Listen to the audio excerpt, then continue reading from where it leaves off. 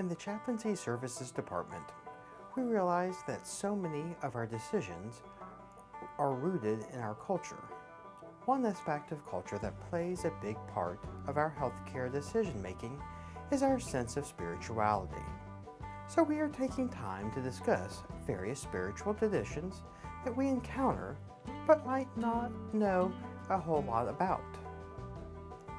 This month, I want to highlight the Amish, who might come down from Pennsylvania, from Delaware, or from southern Maryland. There are approximately 200,000 nationwide and sometimes refer to themselves as plain. They discourage picture taking for fear of idol making. Therefore, picture taking for badges when they come here is frequently not an option, nor will they be able to provide a government-issued photo ID. According to Discover Lancaster, the Amish have their roots in the Mennonite community. Both were part of the early Anabaptist movement in Europe, which took place at the time of the Reformation. The Anabaptists believed that only adults who had confessed their faith should be baptized, and that they should remain separate from the larger society. Many early Anabaptists were put to death as heretics by both Catholics and Protestants, and many others fled to the mountains of Switzerland and southern Germany. Here began the Amish tradition of farming and holding worship services in homes rather than churches. In 1563, a young Catholic priest from Holland named Menno Simmons joined the Anabaptist movement. His writings and leadership united many of the Anabaptist groups, who were nicknamed Mennonites. In 1693, a Swiss bishop named Jacob Amann broke from the Mennonite church. His followers were called the Amish. Although the two groups have split several times, the Amish and Mennonite churches still share the same beliefs concerning baptism, non-resistance, and basic Bible doctrines. The Amish and Mennonites both settled in Pennsylvania as part of William Penn's holy experiment of several religious tolerance. The sizable group of Amish arrived in Lancaster County in the 1720s or 1730s. There are actually three families or Anabaptist-related groups found in Lancaster County: the Amish, the Mennonites, and the Brethren. All three groups share the Anabaptist belief that calls for making a conscious choice to accept God. Accordingly, only adults are baptized. The three groups also share the same basic values concerning the all-encompassing authority of the Bible, a philosophy of brotherhood and non-resistance, and the importance of family and community. The groups differ primarily in matters of dress, language, forms of worship, and the extent to which they allow modern technology and the forces of the outside world to impact their lives. Most Brethren and Mennonites dress much like their English neighbors. Other Mennonites, Brethren, and Amish Mennonites wear distinctive Amish clothing, but may make use of worldly conveniences such as cars, electricities, and telephones.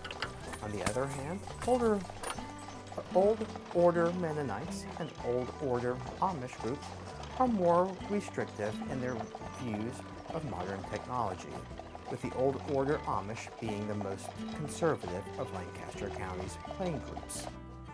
According to a website connected with Elizabethtown College, as with so many groups we encounter, healthcare practices vary considerably across Amish communities and from family to family.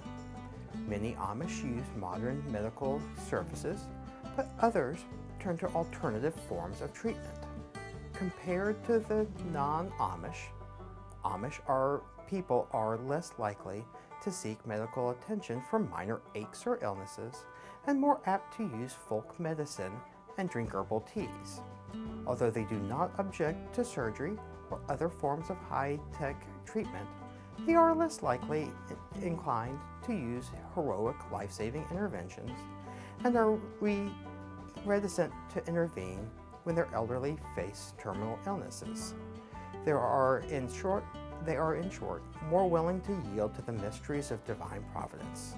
In general, the Amish see death as a part of the continuum of life, the natural order of things, so they are more likely to accept that death is imminent and not seek to do what they would consider as extraordinary. There is an inherent distrust of healthcare in general. According to an article found in Social Science and Medicine entitled The Amish Health Culture and Culturally Sensitive Health Services, an exhaustive narrative review, Amish avoid modern medicine when able, as they tend to distrust the American medical and pharmaceutical industry as profit-oriented extensions of the government and large corporations. With that being said, they will use modern medicine when necessary, such as a general practitioner, specialist, or surgeon. Amish do utilize alternative means to health care, such as alternative health practitioners, such as chiropractors and massage therapists, natural remedies and supplements, such as vitamins, minerals, and herbs, and spiritual practices such as prayer and reading of scriptural material. They ask that they do not be bothered when they do so. They do believe that ultimately God is in control. This article does state that Amish believe in community care and avoid government programs and insurance. Legal provision respecting religious freedom allows Amish church members to opt out of Social Security, Medicare, and related programs. Most Amish do not carry medical insurance and pay directly for services. Amish will generally accept hospital and foundation support and personal donations. When faced with enormous bills or chronic illness, Amish may accept government aid. Some support comes from church alms. The community helps individual members. Members contribute to the community what they can. When troubles occur, the community assists based on what the member contributed. Beyond that, the individual will either ask for alms, community fundraisers, or a payment plan. Due to their general mistrust of, quote, outsiders, trust building is extremely important. Communication should be honest, friendly, simple, and respectful. Maintain appropriate distance, enough to get a handshake in. Touch and proximity beyond that is frowned upon. Do not come across as aggressive, pushy, and litigious. This will help in building connections with the Amish and trust.